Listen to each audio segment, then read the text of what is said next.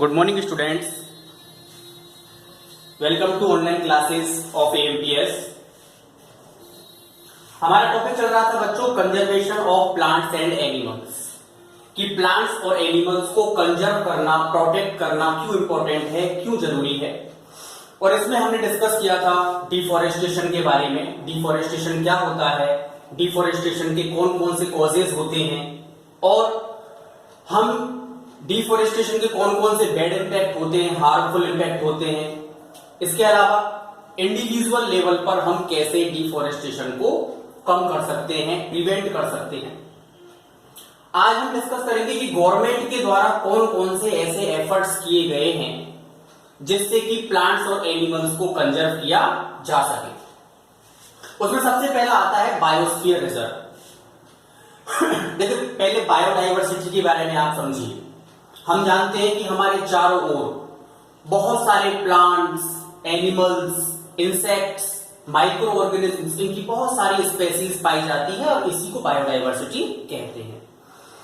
उस बायोडाइवर्सिटी को प्रोटेक्ट करने के लिए गवर्नमेंट ने बायोस्फीयर रिजर्व डिक्लेयर की।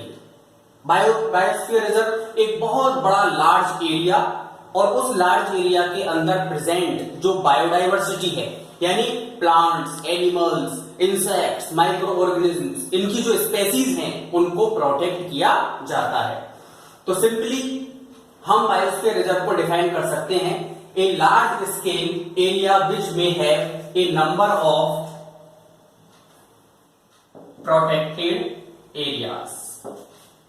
एक बहुत बड़ा एरिया जिसमें एक से ज्यादा प्रोटेक्टेड एरियाज हो सकते हैं, उसे हम बायोस्फीयर रिजर्व कहते हैं। और बायोस्फीयर रिजर्व में plants, animals, insects, micro organism, सभी की जो स्पेसीज हैं उनको प्रोटेक्ट किया जाता है। एक एग्जांपल इसका अगर आपको देना चाहें तो आप दे सकते हो पंचमढ़ी रिजर्व।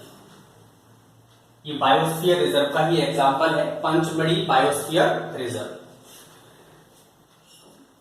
इसके बाद हम डिस्कस करते हैं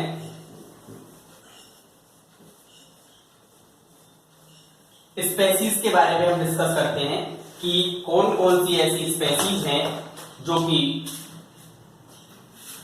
जिनको डिवाइड किया गया है types of species.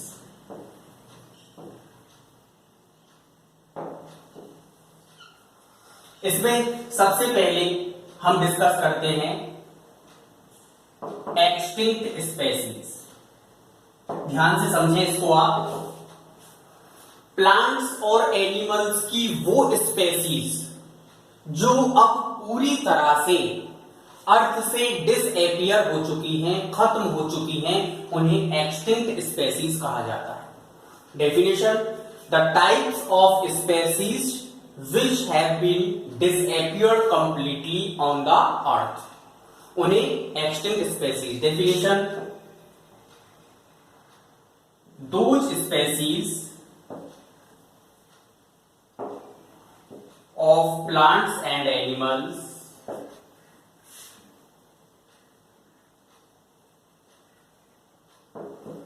which have been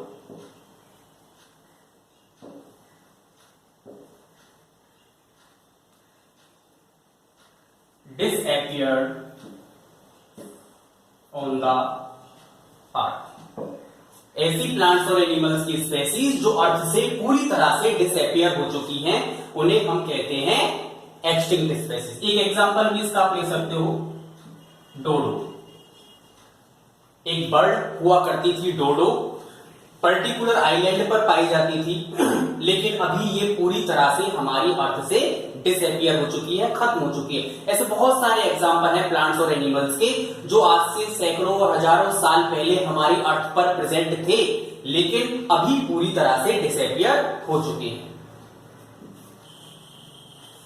second जो हम टाइप्स ऑफ स्पेसीज के बारे में हम पढ़ते हैं वो है एंडेंजर्ड स्पेसीज। एंडेंजर्ड स्पेसीज ऐसी स्पेसीज जिनकी संख्या हमारी अर्थ पर बहुत कम बची है, जो कि डेंजर में है, खतरे में है, यानी अगर उनको टाइम से प्रोटेक्ट नहीं किया, कंजर्व नहीं किया, तो आने वाले कुछ समय में वो भी हमारी अर्थ से डिसअपियर हो जाएंगी पूरी तरह से। उन्हें एंडेंजर्ड स्पीसीज कहा। तो those species of plants and animals which are about to extinct if they are not protected। ऐसी प्लांट्स और एनिमल्स की स्पेसीज जिन्हें टाइम से यदि प्रोटेक्ट नहीं किया गया, कंजर्व नहीं किया गया, तो वो भी हमारी अर्थ से एक्सटिंक्ट हो जाएंगी, डिसअपियर हो जाएंगी। अब इस कैटेगरी में कौन सा आता है? टाइगर ले लो, चलो टाइगर इसी कैटेगरी में आता है, एंडेंजर्ड स्पेसीज में। आपको पता है कि पहले लोग टाइगर का बहुत शिकार किया करते थे, हंटिंग किया करते थे, और इस वजह से उसकी जो संख्या है, उसके जो नंबर्स हैं, वो बहुत ज्यादा डिक्रीज हो गए, कम हो गए। फिर इंडियन गवर्नमेंट ने टाइगर को प्रोटेक्ट करने के लिए एक प्रोजेक्ट लॉन्च किया जिसका नाम था टाइगर प्रोजेक्ट। ठीक है, tiger project was launched by the Indian government to protect the diminishing population of Indian tiger. Indian tiger की जो पॉपुलेशन है वो लगातार कम हो रही थी, उस डिक्रीज होती हुई पॉपुलेशन को रोकने के लिए इंडियन गवर्नमेंट ने टाइगर प्रोजेक्ट लॉन्च किया, और टाइगर की हंटिंग को उन्होंने एक क्रिमिनल एक्ट डिक्लेयर किया। सबसे पहले टाइगर प्रोजेक्ट कहां लॉन्च हुआ था? कॉर्बेट नेशनल पार्क में। कॉर्बेट नेशनल पार्क सबसे पहले यहीं पर टाइगर प्रोजेक्ट लॉन्च किया था, फिर धीरे धीरे करके पूरे इंडिया में इसे लॉन्च कर दिया गया। तो एंडेंजर्ड स्पेसीज वो प्लांट्स और एनिमल्स की स्पेसीज जो बहुत कम बची हैं और उन्हें प्रोटेक्ट नहीं किया गया, तो आने वाले समय में वो भी एक्सटिंक्ट हो जाएंगी, डिसअपियर हो जाएंगी। थर्ड नंबर पे हम डिस्कस करते हैं जो स्पेसीज है, वो है आपकी एंडेमिक स्पेसीज। एंडेमिक स्पेसीज ऐसी स्पेसीज, प्लांट्स और एनिमल की ऐसी स्पेसीज जो किसी पर्टिकुलर एरिया में पाई जाती है। सपोज कीजिए कुछ ऐसे एनिमल्स और प्लांट्स हैं जो केवल कहां पाए जाते हैं? साउथ पोल और नॉर्थ पोल पर ही पाए जाते हैं। कुछ ऐसे हैं जो कि बहुत ज्यादा हॉट क्लाइमेट में पाए जाते हैं, डेजर्ट में पाए जाते हैं, यानी पर्टिकुलर एक निश्चित जगह पर पाए जाते हैं, उन्हें एंडेमिक स्पेसीज कहते हैं। तो डिफाइन कैसे करेंगे? Those species of plants and animals which are found in a particular area, यानी किसी पर्टिकुलर एरिया में पाए जाने वाली प्लांट्स और एनिमल्स की स्पेसीज को हम क्या कहते हैं? एंडेमिक स्पेसीज कहते हैं। इसका एग्जांपल आप ले सकते हो पोलर बियर।